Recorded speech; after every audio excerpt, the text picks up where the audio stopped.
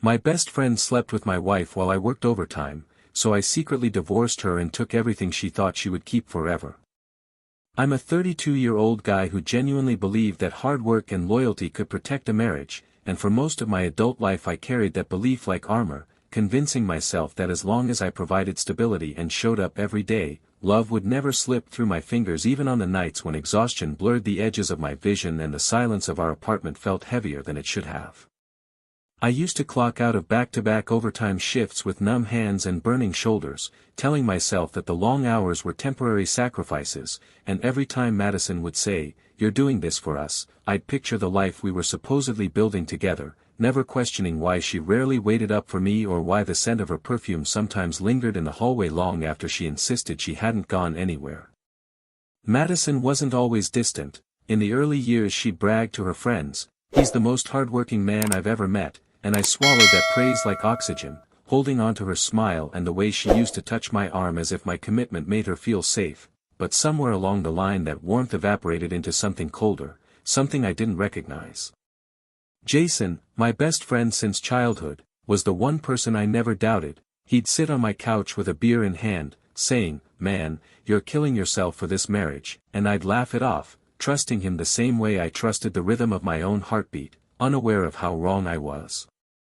Looking back, the red flags were scattered everywhere, Madison whispering, "You're never home anymore," Jason showing up at our place with this too casual smile, and the two of them sharing inside jokes that felt like coded messages I wasn't meant to understand while they exchanged glances that made something inside me twist.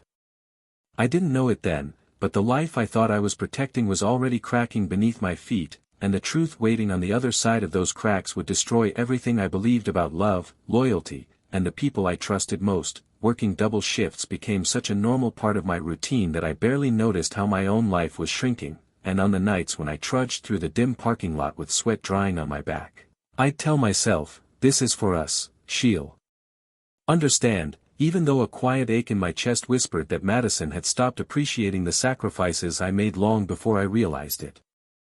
She would sigh dramatically and say, "I just feel like I never see you anymore," while sitting on the couch scrolling through her phone, and even though her voice carried irritation instead of hurt, I kept apologizing, thinking the smell of industrial soap still clinging to my work shirt was the reason she didn't lean in to hug me like she used to. Whenever I'd mention spending my rare day off together, she'd shrug and mumble, "I already made plans," but she never explained with who, and on the nights I came home to an empty living room and the faint scent of her floral perfume still hanging in the air, I convinced myself she just needed space, never imagining those small absences were warnings I refused to face. Jason stepped in more and more during that time, dropping by with his easy grin and casual, "Just checking on you guys," while he fiddled with things around the house like he lived there, and I remember thinking how lucky I was to have a friend who cared when I was too exhausted to notice the way Madison's eyes lit up around him. There were moments when I'd walk into a room and they'd both stop talking, exchanging a quick glance before giving me forced smiles, and even though a part of me whispered, "Something's off," I drowned that instinct under layers of logic, stress, and the desperate hope that I wasn't losing control of my own marriage. But the truth is, every shift I picked up, every hour I traded for overtime pay, was quietly building the perfect blind spot, one they were already slipping through long before I realized just how deep the betrayal went. The night everything changed started innocently, because I got off work 3 hours early after a machine malfunction shut down half the floor, and as I drove home with the warm takeout scent filling the car, I felt this rare spark of excitement thinking, "She's going to love this. We finally get a quiet night together," completely unaware that the silence waiting in my apartment wasn't peaceful, it was suffocating. When I stepped through the door, the lights were dimmed in this oddly deliberate way, not cozy but secretive, and Madison's phone buzzed on the couch with Jason's name flashing across the screen like a slap, while the faint sound of laughter drifted from down the hallway, turning my heartbeat into something sharp and uneven. I whispered, "Madison," into the dim living room, but my voice sounded too small against the muffled giggles coming from the bedroom, and each step toward that door felt like walking through water as the smell of her vanilla body spray got stronger, mixing with a breathy male laugh that froze the blood in my veins. When I pushed the door open, the room was glowing with the warm spill of lamplight, and there they were, Madison straddling Jason, both of them half naked and tangled in my sheets, her hair messy, his hands gripping her waist, their faces so relaxed and intimate that for a full second they didn't even notice me standing there, because they were too busy being comfortable in my home. Then Madison's head whipped around and she gasped, "Wait, this isn't what it looks like," while Jason scrambled for the blanket, stammering, "Bro, I swear, this just happened," and the sound of their excuses layered over each other like a bad joke made something inside me go eerily quiet, as if the shock knocked every emotion out of my body at once. I didn't yell, I didn't cry, I just stared at the two people I trusted most, realizing in slow-motion horror that everything I believed about my marriage, my friendship, and my life had already fallen apart before I even opened that door. Madison didn't even bother covering herself before launching into this frantic monologue about how I left her lonely for months, and the way she pointed at me with shaking hands, like I was the one who'd ruined our marriage, made the room feel smaller, the air hotter, and all I could smell was the mix of sweat and her perfume clinging to the sheets they'd just used. She kept saying, "If you were home more, this never would have happened," pacing around the bed while Jason sat there with his face buried in his palms muttering, "Man, I'm sorry, I'm so sorry," and I remember staring at him thinking how surreal it was that the guy who used to steal fries off my plate was now half naked in my bedroom trying to apologize for sleeping with my wife. Every time I tried to speak, Madison cut me off with this shaking, furious voice, insisting, "You gave everything to your job and nothing to me," and I could hear her panic bleeding through the blame, because she wasn't apologizing, she was trying to rewrite the scene so she didn't have to face the truth of what she'd done. Jason finally mumbled, "It wasn't planned, bro, we just got close," and I felt this cold numbness settle into my stomach because watching him avoid my eyes was somehow worse than the act itself, like he couldn't even give me the dignity of honesty while sitting on the bed I paid for. I said, "Both of you stop talking," but my voice came out quiet, too calm, and Madison flinched like she expected me to scream, yet all I could do was look at them and wonder when the people I trusted most became strangers who could betray me so easily without even trying to hide the comfort they shared. And as they kept rambling and scrambling for excuses, something inside me clicked into place, not rage, not grief, but a sharp, icy clarity that told me I wasn't going to save this marriage or this friendship, and the next move I made would change everything in ways they were completely unprepared for. I walked out of that bedroom without slamming a single door, because something told me that silence would terrify them more than any shouting ever could, and as I stood in the kitchen staring at the cheap overhead light flickering above me, I felt this eerie calm settle in, a calm that whispered, "Don't react, not yet." When Madison followed me out with her voice trembling, saying, "Can we please talk about this?" I didn't mean for it to happen like this, I just nodded slowly and told her, "I need time to think," watching relief wash over her face as if I'd handed her a second chance, and in that moment I realized she genuinely believed she could talk or cry her way back into control. I called my job the next morning and told my manager, "I need personal leave," while pacing in the cold hallway with my breath fogging the air, and he replied, "Of course, family first," not knowing that my family had just exploded and I was quietly gathering every shard before anyone else realized how sharp they actually were. When I met with a divorce attorney later that afternoon, she listened to me recount everything with the same straight, steady expression, then said, "Your calmness is your strongest asset, don't let either of them know what you're planning," and those words hit me like a strategy manual for a war I never asked for but suddenly felt ready to win. For the next few days, I documented everything, screenshots, bank statements, hidden messages, and the whole time Madison acted like a woman trying to soften the edges of a disaster she created, brushing my arm, making my favorite meals, whispering, "We can fix this," while Jason texted me nonsense like, "Let's talk, bro," as if a conversation could erase what I saw with my own eyes. And through all of it, I stayed quiet, watching them scramble and cling to their excuses while they remained blissfully unaware that my silence wasn't heartbreak, it was preparation, and the moment to use it was getting closer with every breath they wasted on lies. It was 2 nights after the discovery when I finally plugged Madison's old phone into my laptop, telling myself I was just backing up photos for evidence, but when her message history automatically synced and hundreds of hidden conversations with Jason appeared, my hands went cold and stiff, because the timestamps showed their affair didn't start recently, it had been going on for almost a year. As I scrolled through their messages, I saw Madison typing things like, "He's so obsessed with work he won't notice anything," and Jason replying, "He trusts me too much, babe," and reading those words felt like swallowing glass, especially when I reached a thread where they joked about me being the ATM, complete with laughing emojis that made my stomach twist so hard I had to steady myself against the desk. There were photos too, hotel rooms with rumpled sheets, receipts she claimed were girls' nights, screenshots of my work schedule that Jason had sent her with the caption, "You're good tonight," and in one voice note Madison whispered, "He'll never see it coming, he's too predictable," a sentence that replayed in my head like a taunt, each repetition slamming another nail into whatever hope I had left. At one point I whispered out loud, "You planned this," because once I reached the messages where Madison told him, "I'll convince him to co-sign next month," and Jason answered, "Use the tears if you have to," the betrayal shifted from a mistake to a calculated strategy, and the room suddenly felt too warm, too tight, like the air itself rejected the truth I was reading. I didn't cry, didn't scream, I just sat there with that cold, surgical clarity spreading through my chest as I realized I wasn't dealing with a desperate moment of weakness but a long-term con designed by the two people I once trusted most to build my future with. And as I closed the laptop and the screen went dark, I understood something with terrifying simplicity: if they spent a year planning my downfall, then it was time for me to start planning theirs, and the first step would be making sure neither of them suspected a thing. The morning after uncovering everything, I met with my attorney again and she laid out a plan so methodical it felt like I was finally stepping onto solid ground, and as she talked about accounts, documentation, and legal positioning, I could almost feel my heartbeat steadying because for the first time since catching them, I wasn't reacting, I was acting. She advised me to redirect access slowly, so I spent the next week changing passwords, removing Madison from shared accounts, and transferring my direct deposits into a separate bank, all while pretending nothing had changed, and every time she said, "Thanks for handling the bills," I'd smile back, tasting the metallic edge of irony on my tongue.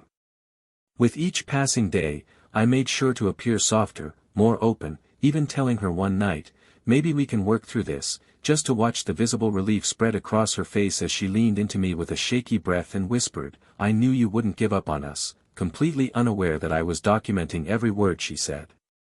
Jason, meanwhile, kept sending awkward texts, "You good, man?" and occasionally stopped by with that guilty half-smile, pretending we were still friends, and each visit gave me more evidence as I watched him hover too close to Madison, their glances too quick, their conversations too careful, their guilt so clumsy it felt like they were handing me their downfall on a silver platter. At home, Madison started cooking dinner more, lighting candles, wearing old perfume she knew I liked, and while the smell of rosemary chicken filled the kitchen and soft music played in the background, her voice would tremble as she whispered, "I'm so glad you're trying," but all I could think was how she never realized she was performing for someone who had already moved on emotionally and strategically. And every night, when I lay beside her pretending to sleep, I stared at the ceiling with this cold certainty settling deeper inside me. The trap was nearly ready, the evidence was airtight, and the moment she thought she had fully regained my trust would be the moment everything sheesh relied on would come crashing down. One evening, while I was pretending to shower, Madison's phone lit up on the bathroom counter with an incoming call from her friend Jenna, and when the speaker accidentally connected and their voices filled the room through the thin steam-hazed air, I heard Madison laugh, a sharp, careless sound, as she said, "He thinks we're fixing things. I just need him stable until I lock down a few more things," and those words hit harder than walking in on her and Jason because they weren't from panic or guilt, but from confidence. Jenna asked, "Are you sure he won't leave?" and Madison answered, "Please, he's too loyal and too scared to start over," then added with a low snicker, "Besides, Jason's way more exciting in bed," and I remember gripping the edge of the sink so tightly that water droplets slid from my knuckles like sweat as the room spun around me, the steam suddenly suffocating instead of warm. Then Madison said, "Once I get what I need, I'm done pretending," and listening to her list out exactly what she planned to take, my savings, the apartment, even the furniture I bought before we married, felt like being skinned alive while standing perfectly still, because the betrayal wasn't just emotional anymore, it was intentional cruelty spoken with absolute ease. At one point Jenna whispered, "What about Jason?" and Madison sighed dramatically, saying, "Jason's fun, but he's not a long-term solution, I'll figure something out," and hearing her dismiss both of us in the same breath made something inside me collapse in a way even the affair hadn't, because now I realized I wasn't just dealing with infidelity but with a person who didn't value anyone, not even her accomplice. As the call continued, she joked about how I never fight back, how I always cave, and how she deserved half of everything for putting up with my boring schedule, and the humiliation of being reduced to a predictable fool by the woman I once adored became the kind of pain that forces a man to either break or evolve into something much colder. And standing there in that fog-filled bathroom, listening to her mock my loyalty with a casual, venomous confidence, I understood with brutal clarity that this was my absolute rock bottom, and the only way out was up, starting with making sure Madison never saw the next part of my plan coming. The morning after hearing that call, I walked into the courthouse with a folder full of evidence and a heart so numb it felt mechanical, and when the clerk stamped the divorce petition with a heavy thud, the sound echoed through my chest like a final confirmation that I wasn't the man she thought she could manipulate anymore. I was someone she had unintentionally reshaped into her undoing. My attorney arranged to have Madison served at work, and a few hours later my phone exploded with her screaming, "How dare you blindside me like this?" while I sat in my parked car watching sunlight ripple across the windshield, feeling nothing but a cold satisfaction as I calmly replied, "Everything is already handled," because I wanted her to hear how unbothered I had become. She kept yelling, "We were fixing things," and I told her, "You were performing, Madison," which made her breath hitch audibly, the sound sharp enough that I could almost picture her standing in her office cubicle with that stunned expression she used to reserve for moments she couldn't control, and underneath her outrage I heard something new, fear. 15 minutes later Jason tried calling, his voice cracking as he said, "Dude, don't do this, we can talk," but the thought of him sitting somewhere with messy hair and regret painted across his face didn't move me at all, and I hung up mid-sentence, realizing that for the first time in our entire friendship, I finally understood how little he'd ever valued me. Back at home, Madison stormed in with tear-streaked cheeks and demanded, "Why didn't you tell me?" And I just stared at her while she paced the room like a trapped animal, grabbing at her hair and begging, "We can fix this, please," but all I saw was the woman who mocked my loyalty to her friends and the man who helped her do it. And as she stood there shaking and wild-eyed in the doorway, I realized she still had no idea how deep the consequences would cut, because being served divorce papers was just the beginning, and what waited for her in the financial breakdown would hit her far harder than anything she'd felt today. When we sat across from each other in the attorney's conference room, Madison came in with this brittle confidence, chin lifted, eyes cold, acting like she was ready to fight for half of everything, but the moment my attorney slid a neatly organized stack of evidence across the table, her entire posture collapsed, and I watched the blood drain from her face as she whispered, What is all this?" Like she was seeing her own reflection for the first time. The attorney spoke calmly, almost clinically, explaining, "Due to documented infidelity, manipulation, and attempts to financially exploit your husband, you are not entitled to spousal support or shared assets," and Madison's voice cracked as she stammered, "That's not fair, he left me alone," while my attorney politely reminded her that texting your affair partner about using fake tears to secure a co-signed loan was not exactly the foundation of a sympathetic case. Jason had been subpoenaed too, and when he walked in wearing a cheap button-down and an expression that looked somewhere between guilt and terror, Madison snapped, "You said none of this could be traced," and he muttered, "I didn't know he had all this," refusing to look at me as if eye contact might burn whatever was left of his conscience. The attorney then presented financial documents showing Madison's attempts to route personal expenses through accounts she no longer had access to, and when she realized she was legally boxed in, she whispered, "Please, don't take everything," reaching for my arm with trembling fingers while the scent of her perfume, once comforting, now felt suffocating in the stale, air-conditioned room. I pulled my arm back slowly and said, "You took everything first," and the silence that followed was so heavy it felt like gravity had doubled, the only sound being the quiet rustle of papers detailing the exact boundaries of her downfall. And as the meeting ended and my attorney handed her the finalized breakdown showing she'd walk away with nothing she had planned on keeping, Madison looked at me with this hollow, terrified expression that told me she finally realized something she never expected, that the real punishment was still coming.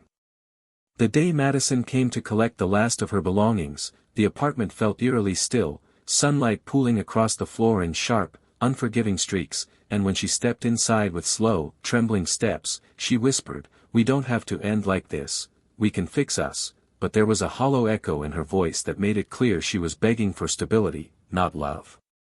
She kept pacing the living room, touching picture frames like they still meant something, and when she finally turned to me with tear-filled eyes, she choked out, "Jason manipulated me, he confused me," but the memory of her laughing about me being predictable burned so vividly that I said, "Don't rewrite the story now." And the way her breath caught told me she wasn't expecting me to stay calm while dismantling every lie she tried to resurrect.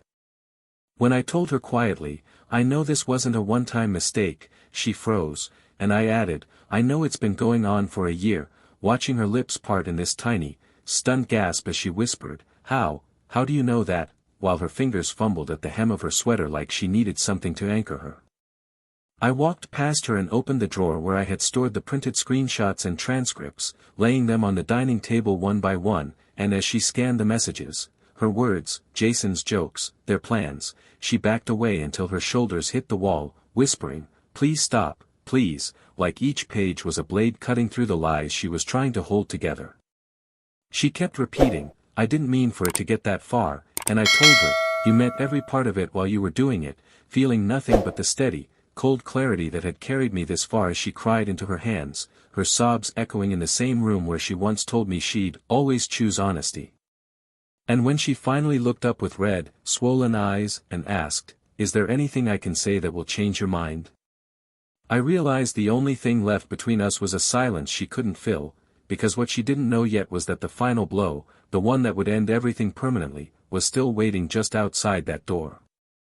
When I finally closed the door behind Madison for the last time, the apartment felt impossibly quiet, but instead of the loneliness I expected, there was a strange, steady calm in the air, as if the walls themselves were exhaling now that the lies, the manipulation, and the chaos were gone, and for the first time in months I could hear my own thoughts without them being drowned out by betrayal.